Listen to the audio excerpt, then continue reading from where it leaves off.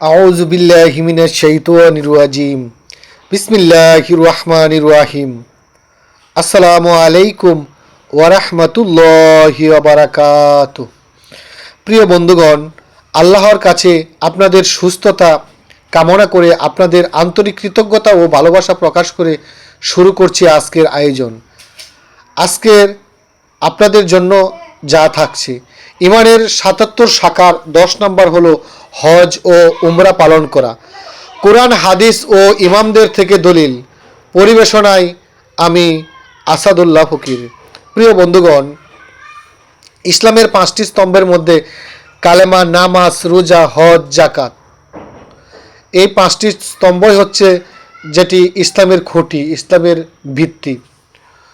এখন ৫টি স্তম্ভের মধ্যে কালেমা, নামাজ, রোজা, হজ ও জাকাত, এই দুটির মধ্যে যারা সামর্থ্যবান, যারা অর্থনৈতিক দিক দিয়ে সামর্থ্য আছে, তাদের জন্য হজ ফরজ।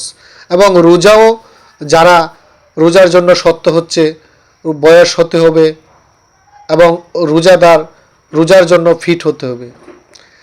যদি আমরা আল্লাহ এবং আল্লাহর রাসূলের নিয়ম নীতি বিধান মেনে চলি, তাহলে ইসলামের ৫টি স্তম্ভ যাদের উপর ফরজ, তারা অবশ্যই এই ৫টি স্তম্ভকে নিজের জীবনে কাজে লাগাতে হবে। নিজের জীবনকে মহান আল্লাহ এবং আল্লাহর রাসূলের আদেশ মোতাবেক পরিচালিত করতে হবে। তাই আজকের আমাদের প্রতিবেদনটি সাজিয়েছি হজ ও উমরা পালন করা ইমানের ১০ নম্বর শাখা নিয়ে। প্রিয় বন্ধুগণ, প্রথমেই হজ ইমানের শক্তি ও আত্মশুদ্ধির মাধ্যম, তাকওয়ার পথ। হজ কেবল ভ্রমণ বা শরীরের খরচ নয়, এটি মুমিনের অন্তরকে পবিত্র করার মাধ্যম, আল্লাহর কাছে বান্দা হওয়ার সর্বোচ্চ মাধ্যম। আল্লাহ তাআলা বলেন, হজের জন্য মানুষকে সমবেত করো। সূরা আল ইমরান ৩ নম্বর সূরা ৭ নম্বর আয়াত। এই আয়াতে স্পষ্ট প্রমাণ করে হজ ইমানের শাখাগুলোর মধ্যে মানুষের তাকওয়া ও আত্মশুদ্ধির অন্যতম গুরুত্বপূর্ণ আমল। কারণ হজ এমন একটি আমল, যে আমলে মহান আল্লাহ পাক রাব্বুল আলামিনের সান্নিধ্য এবং তাকওয়া অর্জন করা সম্ভব হয়। দ্বিতীয় প্যারা, হজ ফরজ হওয়ার কুরআনিক ঘোষণা। হজ ফরজ হওয়ার সংক্রান্ত আয়াতগুলো, হজ পালন করো আল্লাহর প্রতি ঈমানদার হয়ে।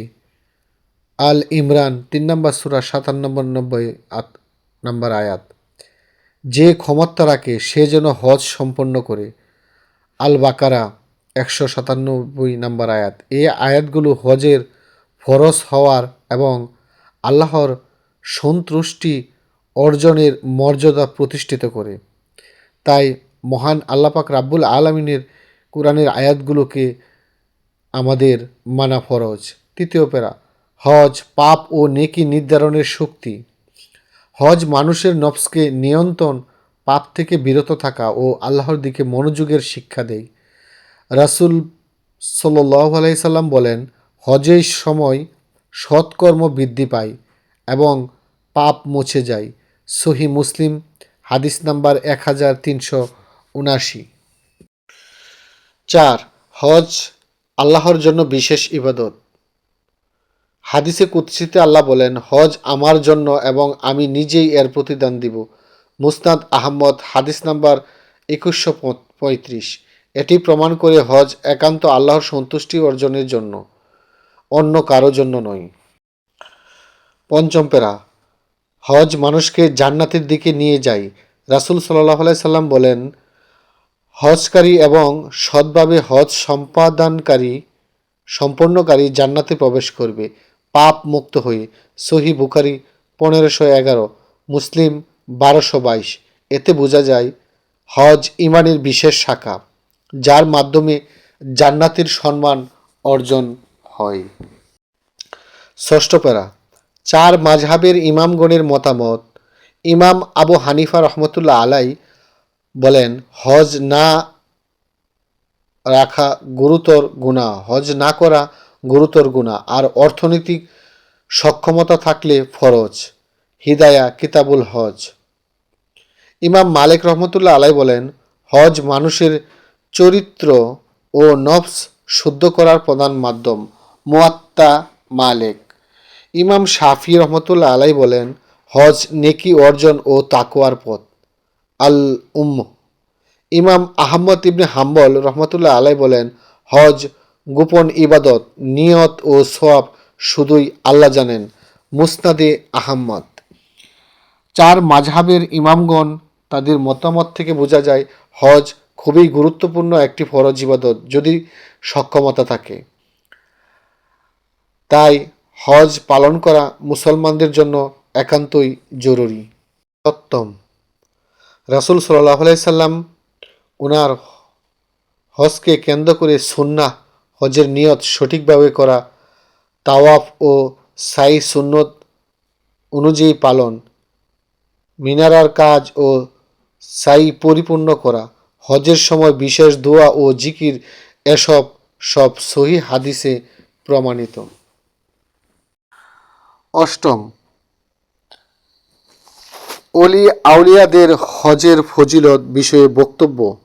হযরত আব্দুল কাদির জিলানী রহমতুল্লাহ আলাই বলেন, হজ নফস ও অন্তরের দোষ দূর করার সর্বশ্রেষ্ঠ উপায়। গুনিয়াতুত তালিবিন। হযরত খাজা মঈনুদ্দিন চিশতি রহমতুল্লাহ আলাই বলেন, হজ মানুষের অন্তরকে নরম করে এবং রূহকে জাগ্রত করে। হযরত মুজাদ্দেদ আলফেসানি শের হিন্দি রহমতুল্লাহ আলাই বলেন, হজ আত্মশুদ্ধির প্রথম ধাপ। নবম প্যারা, হজ সামাজিক ন্যায় প্রতিষ্ঠা করে। হজের মাধ্যমে ধনী ও গরিবদের মধ্যে সমানতা প্রদর্শিত হয়। আল্লাহ বলেন, হজ পালন করো এবং আল্লাহর পথে ব্যয় করো। সূরা বাকারা 2 নম্বর সূরা 197 নম্বর আয়াত। 10, হজ ও দোয়া কবুল। হজকারী আল্লাহর কাছে দোয়া কবুল হয়। তিরমিজি শরীফ হাদিস 3581। 11তম, হজ আত্মশুদ্ধি ও ধৈর্য শিক্ষা দেয়। হজ মানুষকে ধৈর্য, নিয়ন্ত্রণ, সহনশীলতা, পরিপূর্ণতা সব গুণ শেখায়। কুরআন ধৈর্য ও নামাজের মাধ্যমে সাহায্য চাও। সূরা বাকারা 2 নম্বর সূরা 45 নম্বর আয়াত।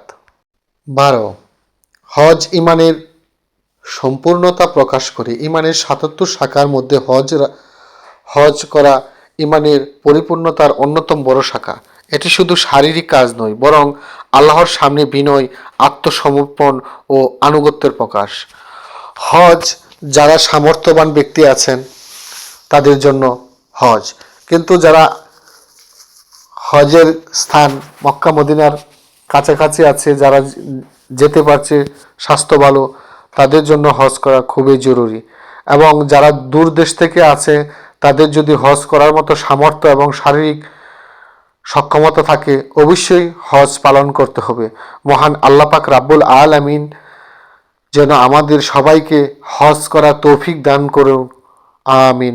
প্রিয় বন্ধুরা, ইমানের 77তম শাখার 10 নম্বর শাখা আজকে এখানেই শেষ করলাম। ইনশাল্লাহ আগামী পর্বে 11তম শাখা নিয়ে আপনাদের সামনে হাজির হব। সকলে ভালো থাকুন, সুস্থ থাকুন। মহান আল্লাহ পাক রাব্বুল আলামিন আমাদের সকলকে হেফাজত করুন, আমিন। আসসালামু আলাইকুম ওয়া রাহমাতুল্লাহি ওয়া বারাকাতুহু।